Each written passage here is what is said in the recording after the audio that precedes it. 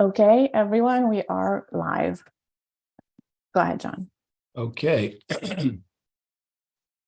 Good afternoon. It's John Florescu in Bucharest. Today I'm joined by Sebastian Burduja, who is the Minister of Digitalization. He has an impressive, interesting background, which is part American, part Romanian. He has a degree from the University of Bucharest, ASE, in economic studies with distinction. He has a BA from Stanford, I think Phi Beta Kappa, if I'm not mistaken, and graduate degrees in the joint program at the Harvard Business School and Kennedy School of Government. Right now, he is Minister of Research and Digitalization, and in September, he was named Minister of Energy. So a fairly full plate, and I'm not even mentioning the fact that you're Vice President of the National Liberal Party and a Member of Parliament.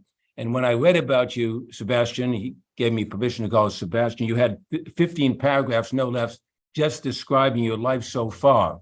So you only have 40 minutes today. Thank you very much for being here.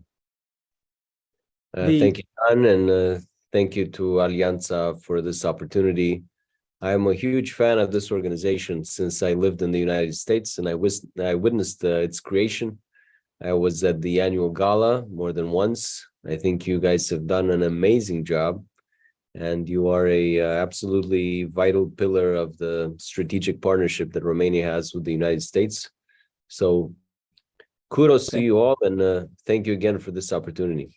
Thank you very much. Thank you. Now, I was interested, you have run two very different organizations. One's energy and one's digitalization. And I was looking at the stock market and I thought the other day, wow, 20 years ago, all the big players were energy and now they're all digital. Which of the two matter more, would you say? Which of the two is a twister for you?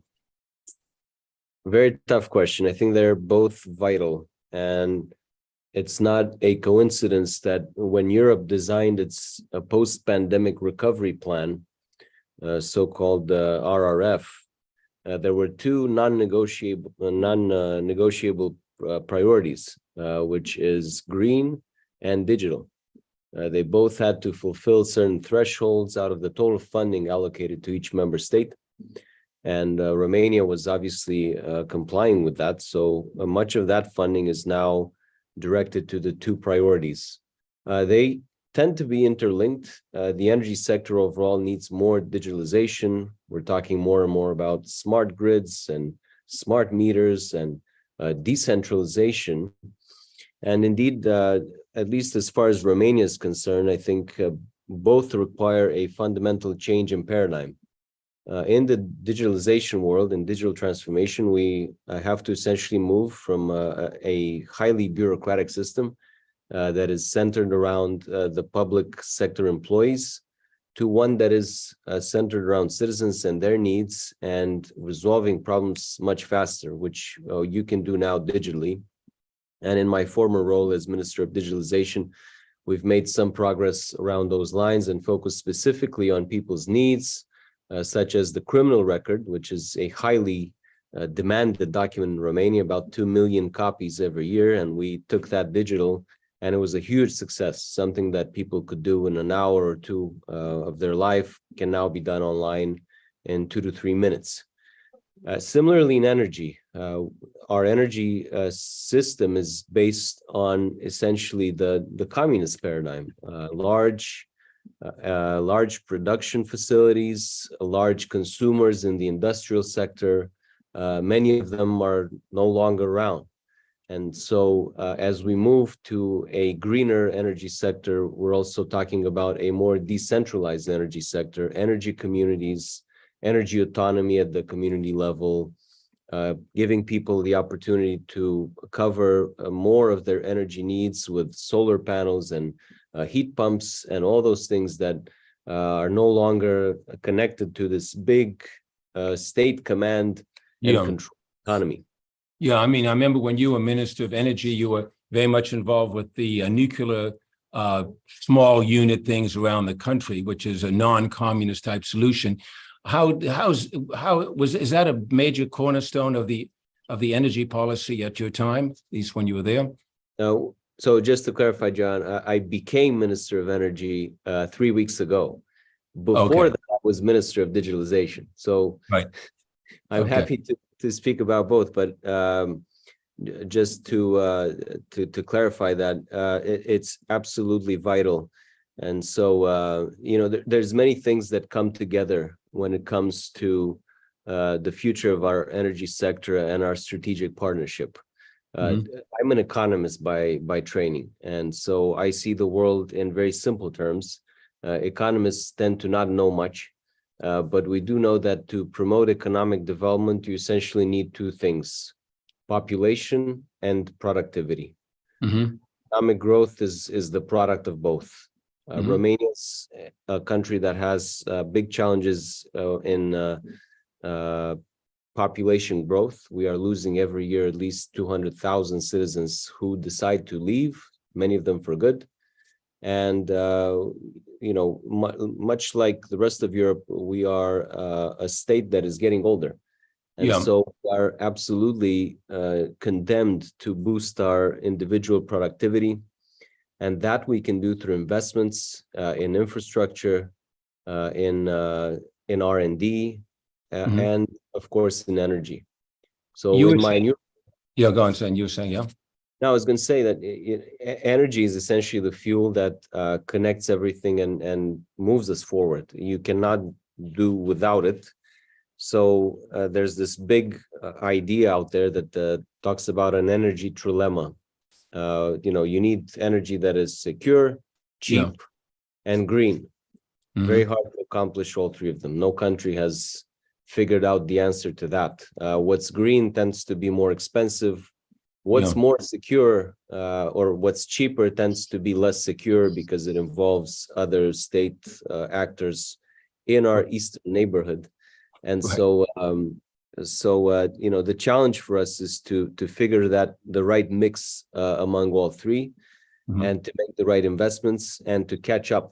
Because if we do make the right investments, I think Romania can indeed make this development leap. And to come back to your question, in this endeavor, I think projects like the small modular reactors are exactly the way we need to go. It's something that combines vision and innovation and a tradition that Romania has in the nuclear sector that spans more than 4 decades. And it will lead to energy that is essentially net zero emissions. And that's an important objective, but also secure and based on an integrated cycle that goes all the way from production of raw material to the production of nuclear energy. You were saying, Sebastian, in Paris, when you gave a speech there not too long ago, you said, we Romanians have some of the best people in AI, machine learning, auto machine processing, blockchain knowledge, and so forth. And you got a rousing response from the audience when you mentioned that. How do you explain Romania's edge in this? Is it because everybody was an engineer years ago? What's the edge? Where's that edge come from? Well, I think it's quite simple. I think we're naturally gifted, and I'm not that modest about it.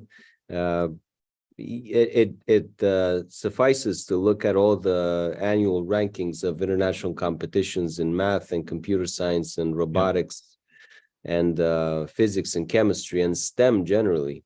And objectively speaking, it's quite a miracle that a country of 20 million people is always ranking among the top 3 in the world. And outranking countries like China and India and even the US sometimes, and much of Europe and so on and so forth. So I think we have the fundamental structures there. And then gray matter. That's right. Gray matter. Gray matter, the most important matter in the world.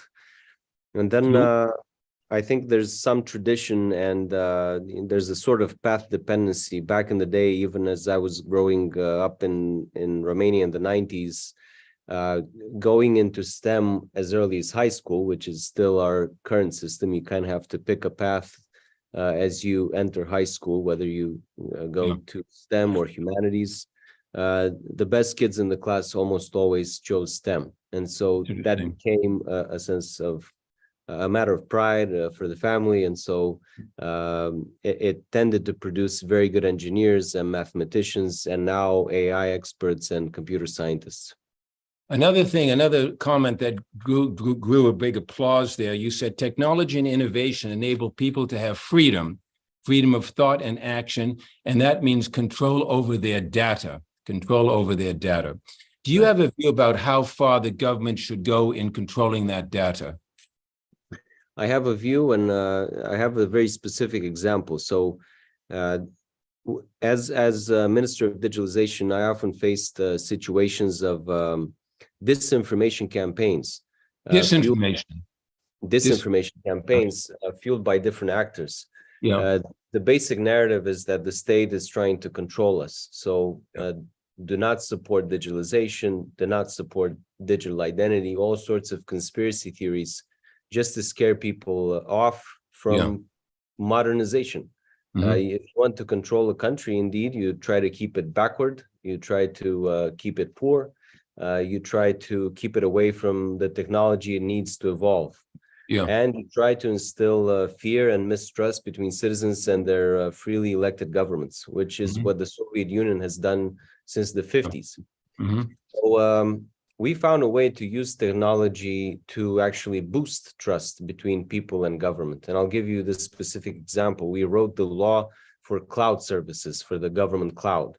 Which it didn't have. Many countries around the world still do not have. We were forced to do it because it's a milestone in this big recovery plan that the EU put forth. And if we don't meet the milestones, then we put in jeopardy close to 40 billion euros for the country. So we put it in law that every time government accesses people's data in the cloud, citizens are notified in real time that access has happened, who accessed it, and on what legal basis. And that's a much more transparent, accountable system than the current one, where your data just is in different folders and different closets and different ministries and agencies, and you have no idea who is checking you out. So when we put that in law, people responded immediately and say, hey, looks like technology can indeed make governments more accountable, more transparent, and closer to people. So I don't think it's a zero-sum game. I think indeed that new technologies, they're an instrument, they're a tool. It just matters how you use them and how you communicate that to the average folks. I suppose you make a distinction, in a way, generational distinction, because you're under 40.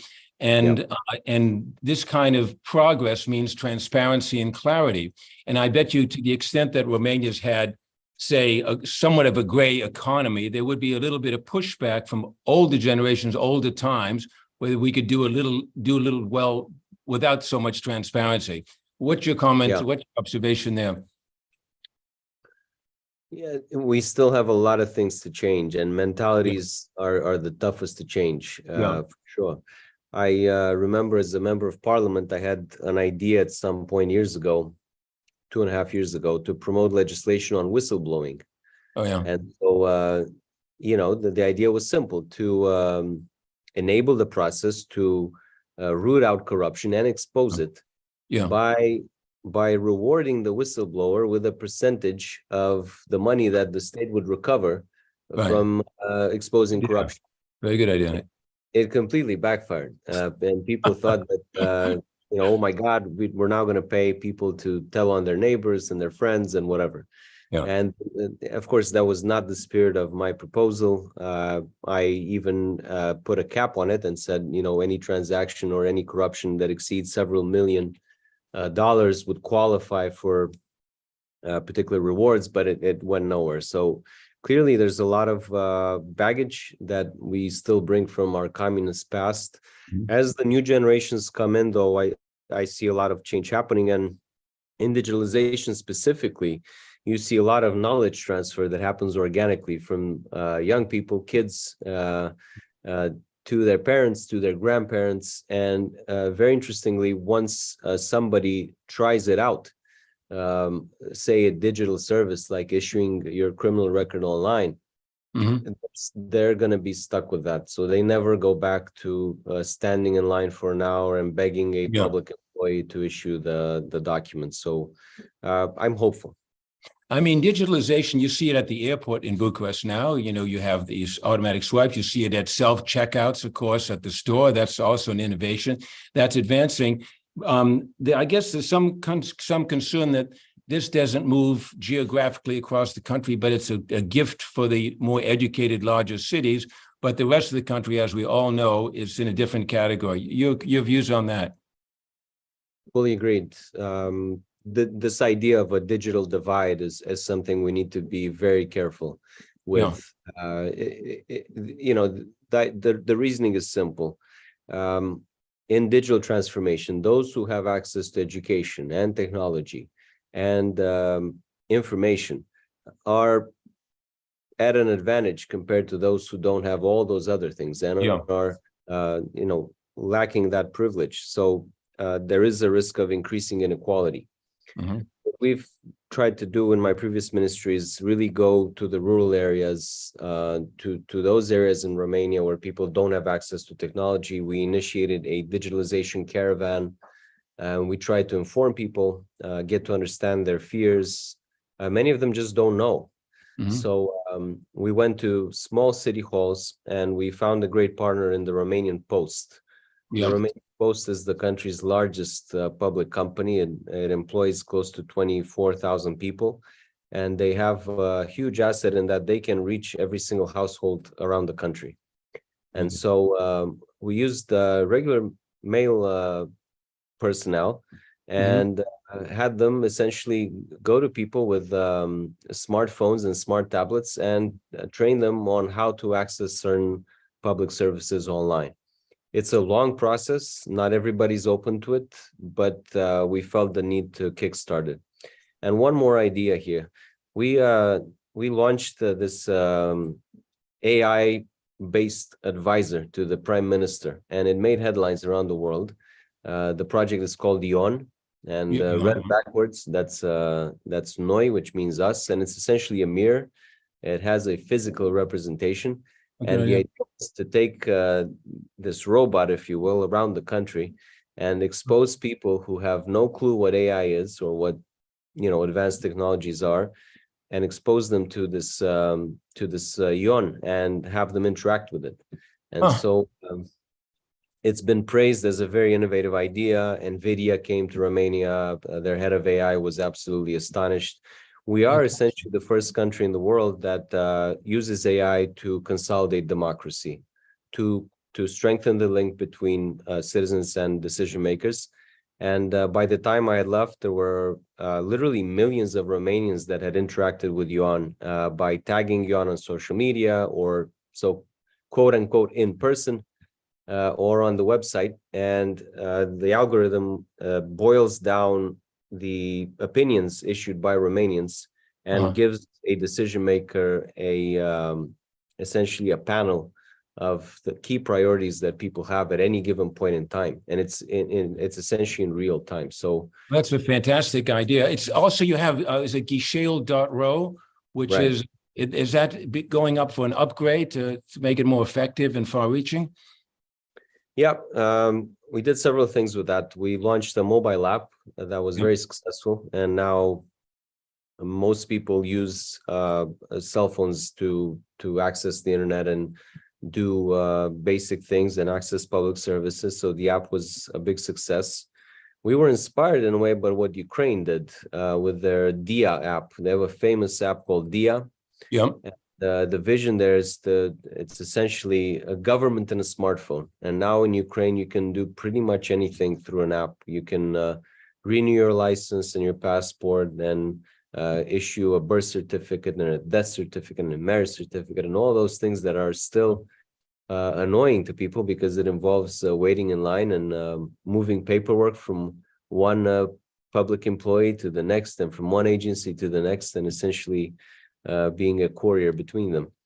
So it was indeed a big success. And then we launched Digital Identity app, which is one of the most advanced in Europe. And it enables Romanians to have a secure set of credentials that the state can authenticate. So you no longer have to go in person to have an employee issue a username and password. You can just register online You get a digital identity. You essentially take a photo of your ID card, a photo of yourself, a video of yourself. Then you read out a Romanian saying. Some of them were quite funny, but there's somebody who checks out all these elements to make sure that it's not a deep fake attempt. Yeah, Somebody trying to steal your identity. It validates your identity within 24 hours, and then you can access pretty much any public service very easily. And for Romanians in the diaspora, this is a huge deal. I can imagine. Because Ghișeu.ro, where you can pay hundreds of taxes, your local taxes, your national taxes, it's very easy to use, was only available to Romanians who had a bank card, the bank account in Romania. Right. Not everybody in the diaspora has that. I'm sure many Romanians in the States don't. Yeah, So now they can use this app. It's called ROEID, ROEID. And they can do that from afar. They don't have to travel to their home village or home city to pay their taxes in person. They can just do it online. It's interesting to hear all this. I can't imagine you're exactly in the fan club of the notaries of Romania, who I spend all times at notaries getting stamps and paperwork. So I can't let you're not their man, I would say. But I think it's fantastic progress. You mentioned AI a second ago. And I want to ask you your view on this effort to slow it down, to say, let's take a break and study it the way Musk has urged and other scientists. And others are taking the view, let capitalism have its way. I mean, there's a big alliance between WPP recently and a huge AI developer. What's your view on that, in that split between how fast or how open should we be to let it move ahead? Well, that's a great question, and I'll answer it right before I tell you a story about notaries. Okay, good. One of my main regrets as digitalization minister was that we could not get notaries to go digital. We had literally tens of meetings with them. And, you know, at the end, the conclusion was that it's not going to go anywhere. And, and the main challenge there is, how do you verify consent by whoever comes in to get something notarized? Some of them are very strict and say, okay, how do I know that, you know, behind your screen, somebody's not compelling you at gunpoint to tell the notary that you're okay with a certain transaction. And we just couldn't get beyond that. So anyway, going back to your question, John, I think that I am personally of the view that you need to let the market function. And you need to let innovation happen. For a country like Romania, who's trying to catch up as quickly as possible, adopting the latest technologies is the way to go. That is the key to making the leap and essentially catching up to other countries. Moreover, in the global competition for whoever gets to the most advanced AI solutions first, you know, we cannot afford to wait. I think that if we do that, we better teach our kids Chinese and call it a day. Yeah, well, as long as they get the chips. I go back to the generational thing because I see a real divide there. You know, the average age of a U.S. senator is 64. And these guys are being asked to weigh in on the questions of AI and other issues. And I don't know what the average age of the parliamentarians, you obviously bring down the average, but are you a little concerned that the people who are responsible for passing legislation that affects the development of technology are not quite up to the task? Absolutely. We did, as much as we tried to inform the public of what digital transformation is, we had to do as much work with political decision makers to help them understand what we're trying to do, that it's a good thing, that it helps our country be more competitive, it helps citizens have a better quality of life. We had the great fortune of having a prime minister who was extremely open to innovation. Mr. Ciucă, probably from a military background, extremely visionary, and he immediately embraced our efforts. Even when the crazy idea of an AI-based advisor to the prime minister occurred, he said, let's do it. Well, fantastic. Nike. Let's try it out. And I think that, you know, this idea of let's try it out is fundamental to innovation and progress. That's how startups work. You need to be willing to fail. And I still think that as Romanians, we're often very cautious when it comes to the risk of failure. And that's a bigger discussion. But, our education system, I think, should encourage creativity and taking risks and making sure that, that way we put our best brains to work and reach solutions that then we can export to the world. Do you get that perception by virtue of the fact that you're hanging around San Francisco and Boston, Cambridge, and so on? I got a feeling that must have had a bit of an impact on you. 100%. One of the key lessons I learned in Silicon Valley was that an entrepreneur who has failed at least once is much more valuable than one who has their first try. And I think that's true of most people who, angel investors and VC funds and others who fund them. Is this your first try? Well, if it is, let's see. If you've had a couple of instances of hitting your head against the ground, perhaps you're ready. Right. Yeah. You're not. You just because you lose, you haven't really lost. Companies are looking for talent, I think, in the United States. But the innovative nature of things. I remember Bill Gates, when I met him, he said to me, "Are you Romanian?" And I said, "Yes, of origin." And he said, "I have more Romanians here at Microsoft than any other nationality on earth." That he has 2 cafeterias with Romanian cooks and football fields. So I think we're running very strong. I have one nagging question that people always ask me: Romania's internet speed, is it the fastest in Europe now, or what does it land, or in the world? It's still among the fastest in Europe. I don't know if we're still number 1. And we've had some delays in adopting 5G technology. We've caught up a bit over the last year, and they were for technical, administrative, and legislative reasons. But we managed to auction off some of our 5G spectrum, and that was a big success. It brought in close to €500 million to the state budget, and it enabled network operators to take on an accelerated timeline for expanding 5G. On fixed broadband, we're still very good in both speed and coverage. And with EU funds, by 2025, at the end of 2025, we should have 99.9% of all communities in the country, including villages, connected to high-speed networks, which is quite an accomplishment. So you're moving quickly. Somebody pointed out that in El Salvador, Central African Republic, Israel, and some of these places, that you can pay with cryptocurrencies. Right. And I know that we have a close relationship, Romania does, with UAE, and you talked about that and the sort of exchange there. Do you think Romania would benefit from such a system, or is it allowed in the EU? I think we should give it some thought. I think that we should not fear being among the first countries that regulates cryptocurrencies, crypto assets more generally. I look at Portugal, who has essentially done that, and they were first movers, and then they were able to attract a lot of funding by this enabling environment. Essentially, crypto transactions are not taxed in Portugal. The state said, just come on over. I understand that over the next few years, they have a policy of gradually increasing the tax on that and bringing in some of the money, but that's a lot easier to do when the investors are already there. Yeah. So the EU is working on a regulation called MiCA. I think it's in its final phases. There was talk of passing it by the end of the year. Romania also is working on a draft law on regulating crypto assets. And I was personally very supportive of it and saying, let's just move ahead. We don't need to wait for Brussels on this one.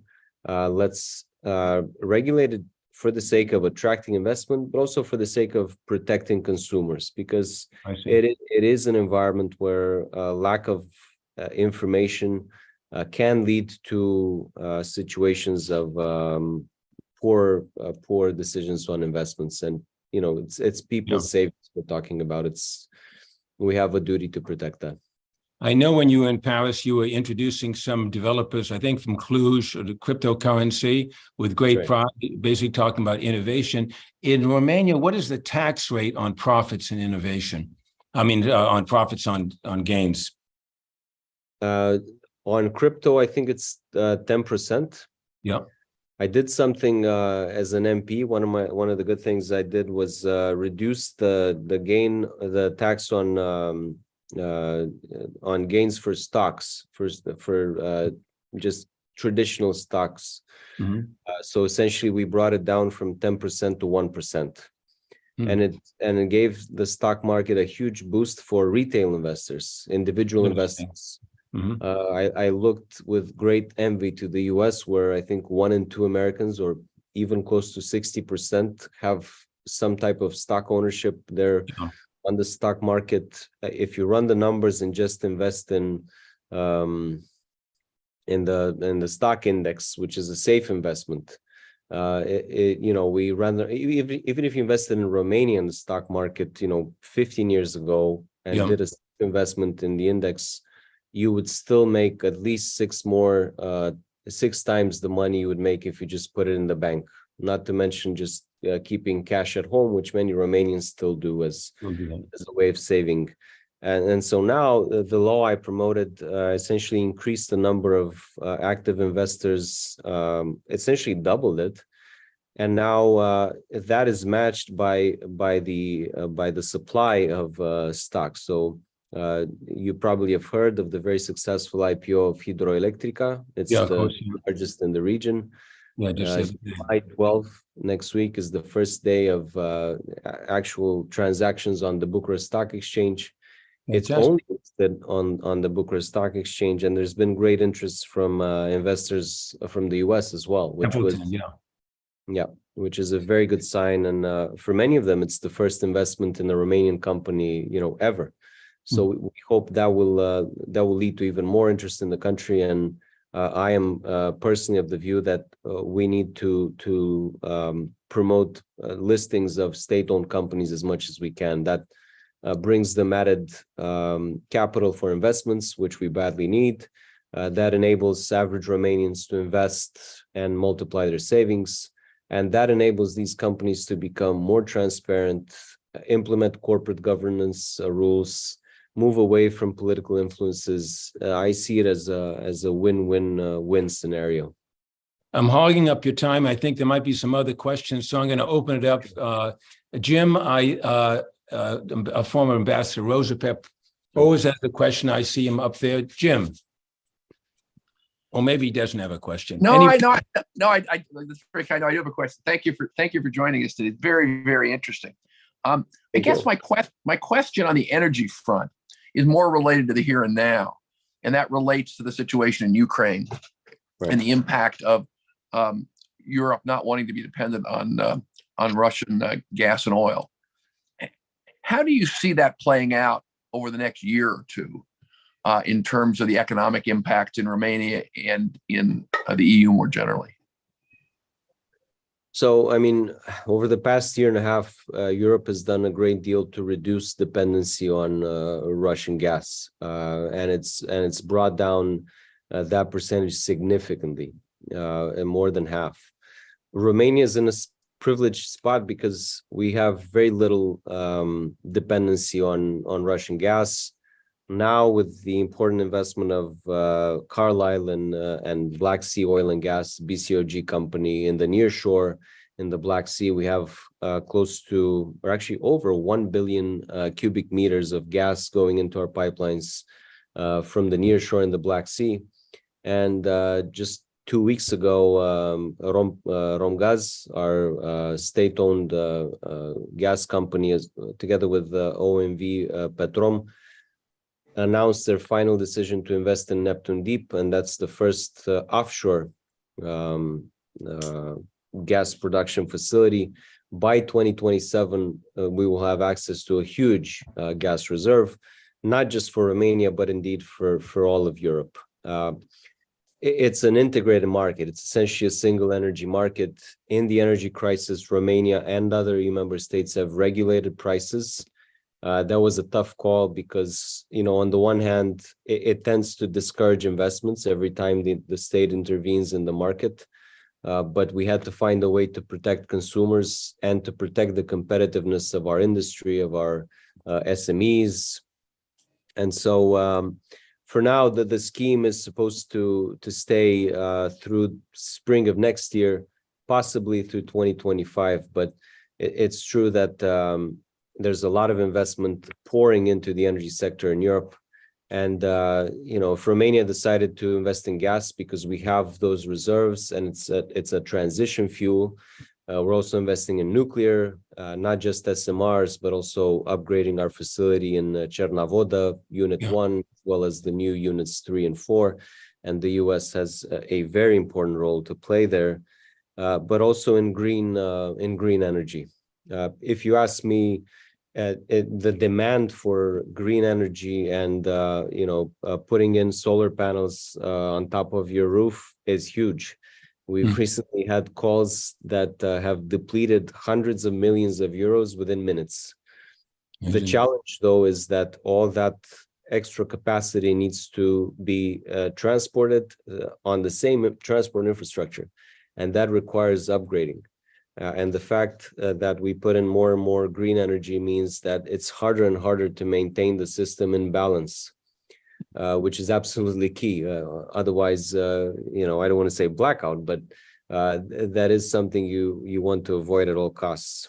I recently read 1977 was a bad year for Romania.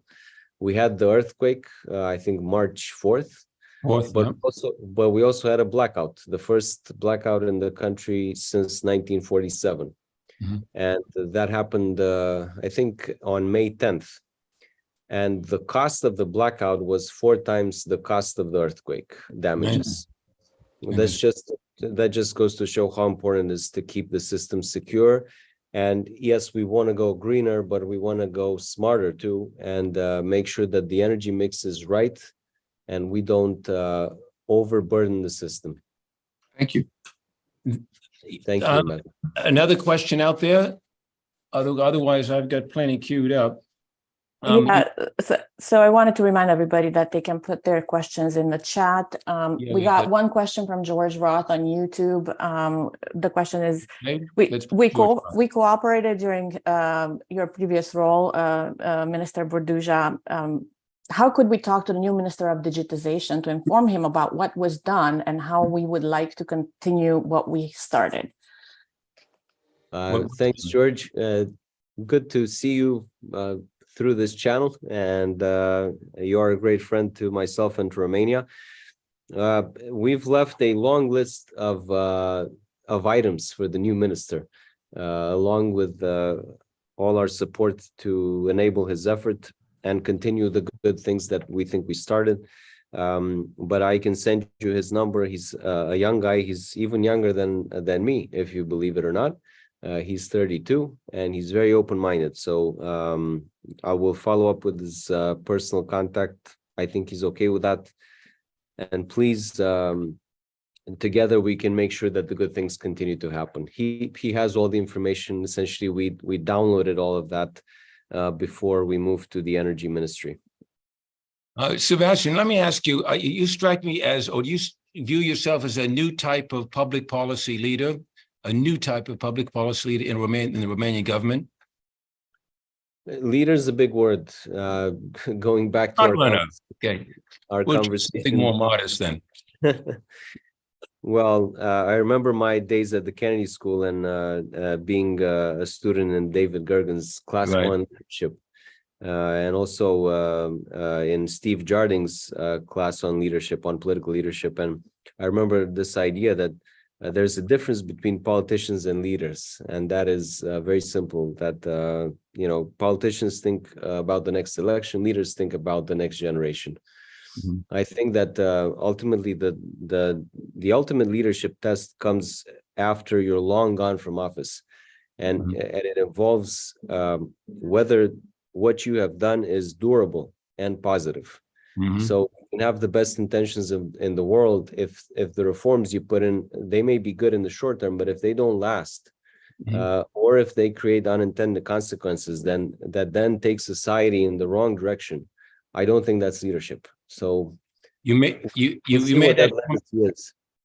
that comment in Paris about to figure out your purpose of life. That's sort of the key element there. And I suppose you're not entirely blind to the passing notion that crossed Obama's mind at some point of thought of running for higher office sometime? Well, I never chased a particular office, neither here nor at Digitalization, nor as a member of parliament. I have a very simple creed, which is just try to do good and leave behind a better world. And my mentor at the Kennedy School always said that the worst thing in your life is to be on that pillow for the last time in your life, essentially before you die. If you look back and cannot say you left the world a better place, that's the worst thing that can happen to you.